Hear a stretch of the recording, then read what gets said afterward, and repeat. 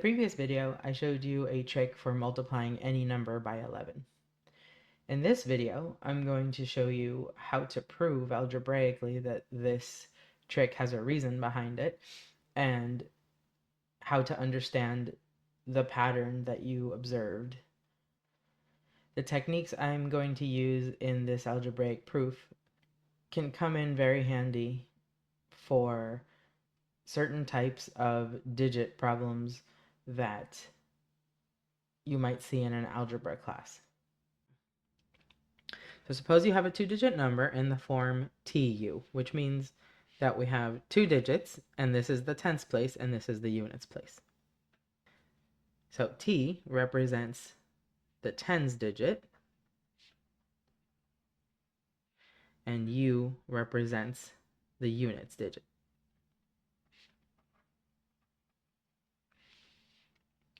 So then the two-digit number, its value, can be expressed as 10 times T plus 1 times U. If you're not convinced by that, then try something like 47. That's 40 plus 7, which is 10 times 4 plus 1 times 7. So the 4, which is in the tens place, gets multiplied by 10, and the 7 that's in the units place gets multiplied by 1. That's not part of the proof. That's just me showing you where that structure comes from and what it represents. So now let's go back to the algebra. So if we take 10t plus u and we multiply that by 11 and rewrite the 11 as 10 plus 1, now we can multiply and get 100t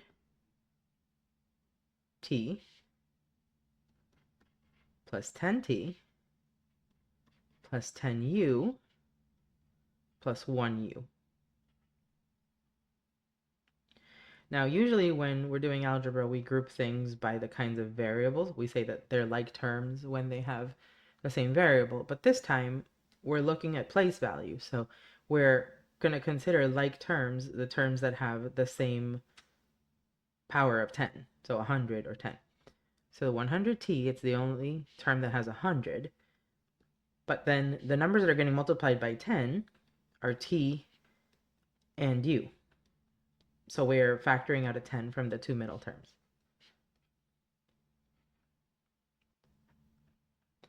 The first term, 100t, indicates that the answer's hundredths digit is the original tens digit. So because 100 is being multiplied by t. Then the middle term is telling you that the answer's tens digit is the sum of the two original digits, the tens place and the units place. And then the 1u at the end indicates that the answer's units digit is the same as the original units digit. This should be in agreement with the pattern you observed before, that the middle number, or the tens digit of the answer, is the sum of the two digits of the original number, the t and the u. And that you put that between the original tens digit and the original units digit. As we saw earlier, the trick didn't quite work if the sum of t and u was more than 9.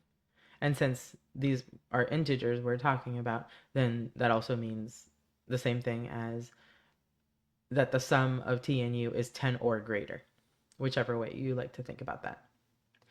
So the expression that we got a moment ago was 100t plus 10 times t plus u plus 1u. And now we're considering the case where t plus u is more than 9, or 10 or greater. If you think about what that means, is that if you have a number that's at least 10 getting multiplied by another 10, then this is a value that is greater than or equal to 100, which means it doesn't belong in the tens digit. It spills over into the hundreds. digit. So what we want to do is we want to remove the excess 10 from the sum of t and u that's too big. And we're going to do that by rewriting t plus u. We're going to rewrite this bit as t plus u. We're going to take away the 10, but then add it back. You'll see the value of that in just a moment. So we'll have 100t plus 10 times t plus u minus 10 plus 10 plus 1u. Distributing, we'll get 100t plus 10 times.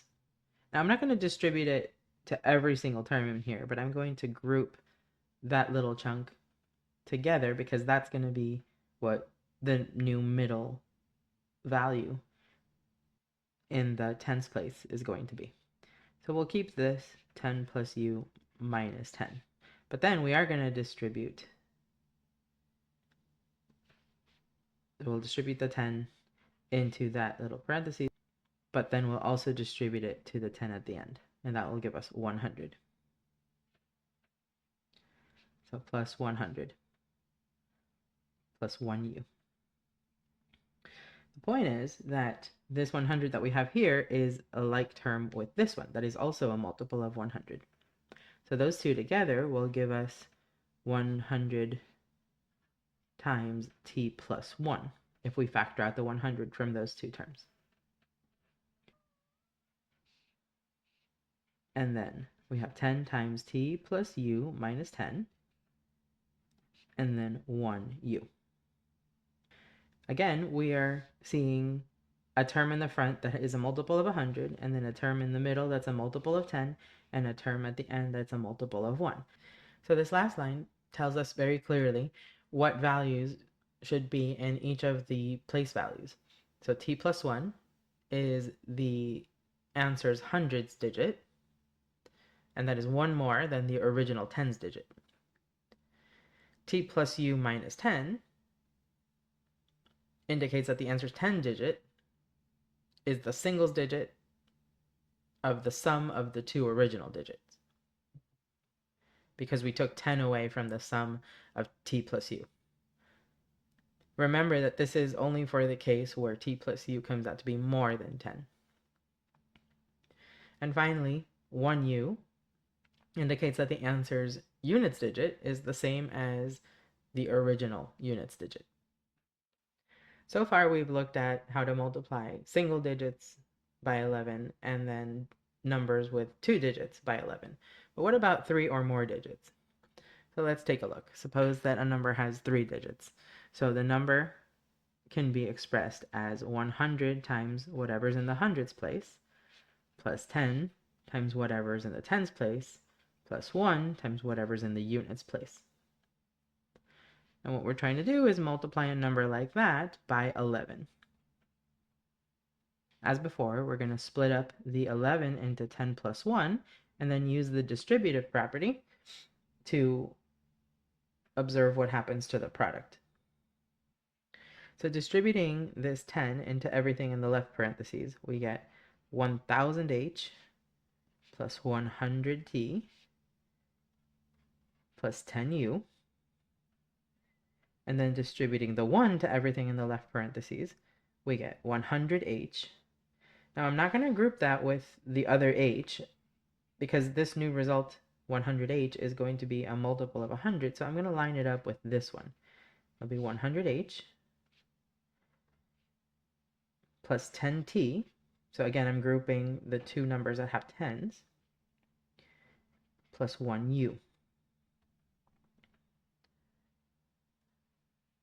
Adding these together gets us 1000h plus a 100 that is being multiplied by both t and h, so we factor the 100 out. And then the 10 is being multiplied by the u and the t, and then 1u. So this looks very similar to what we got when we were proving this for multiplying by a 2-digit number. Looks very similar, but there are additional terms. You might notice that the beginning, the first term, and the last term are just the same as the first and last digits left alone. So the hundreds digit got multiplied by 1,000, and the units digit just got multiplied by 1, which means that those numbers are going to end up in the thousands place value and the units place value. But the two middle terms seem to have some addition. The hundreds place is going to be the sum of the t and the h, and the tens digit is going to be the sum of the units and tens digit from the original number.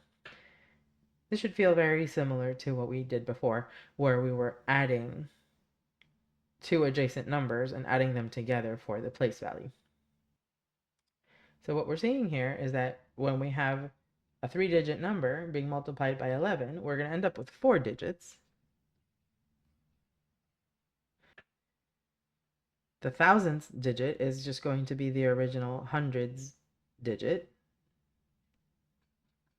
And the units digit is going to be the original units digit.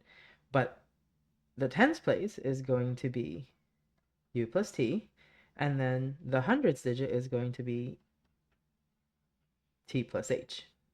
Visually, it might be more useful to turn these around and write them as h plus t, just so that they're in order, and this as t plus u.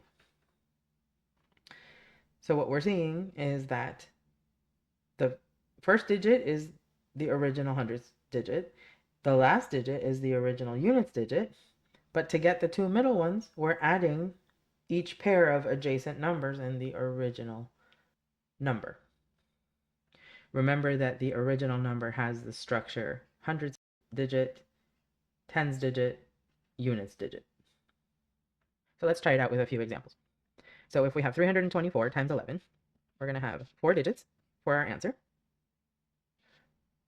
The 3 and the 4 get split up. And then for the tens place, we're going to add 2 and 4 and get 6.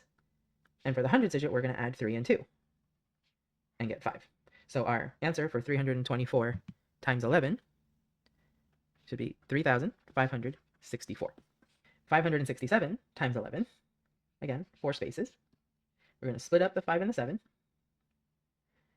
Now we're encountering a similar issue to what we had before, where 6 plus 7 is 13, so it's not a single digit anymore.